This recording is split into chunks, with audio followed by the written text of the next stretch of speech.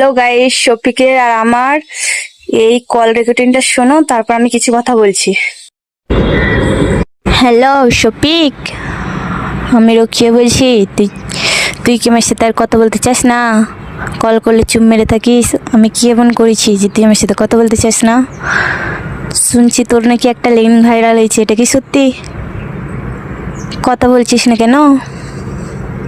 দুর্নাম করিস কেন? আমি আবার তোর নামে কখন দুর্নাম করলাম? তুই আমার নামে এত মিথ্যে কথা বলিস কেন বলতো? আমি তোর নামে তো কোনোই দুর্নাম করিনি।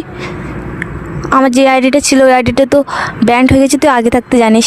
আমার ছোট আইডি থেকে তোকে কি বদনাম করবো তুই বলতো আমারে? আমাকে জীবনে ফোন করবি না। কি আমি তোকে জীবনে ফোন করবো নি? ঠিক আছে, আমি তোদের বাড়ি যাব, গিয়ে তোর সব ঘটনা আমি খুলে বলবো, এবং কি তোর সব প্রমাণ আমার ফোনে আছে, ঠিক আছে? ওখানে সব মানে তোর বাবা মাকে দেখাবো, আর তোর চরিত্র কতটা ভালো আমি সব দেখিয়ে দেবো, বুঝলি তো? তুই ফোন জীবনে আমাকে ফোন করবি না, আমার বাড়িতে জীবনে যাবি নি। শোন শফিক, আজ তুই সোনালীকে পেয়ে তারাকে বিয়ে করে এই রকিয়াকে ভুলে যাচ্ছিস, তাই না?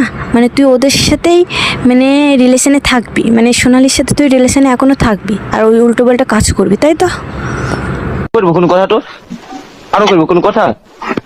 তুই আরও না 1000টা কর, আমার কোনো যায় আসে না, বুঝলি তো? তোর মতন ছেলেকে আমার আর লাগবে না। ফোন তোকে কাটতে হবে না, আমি কেটে দিচ্ছি। Good bye.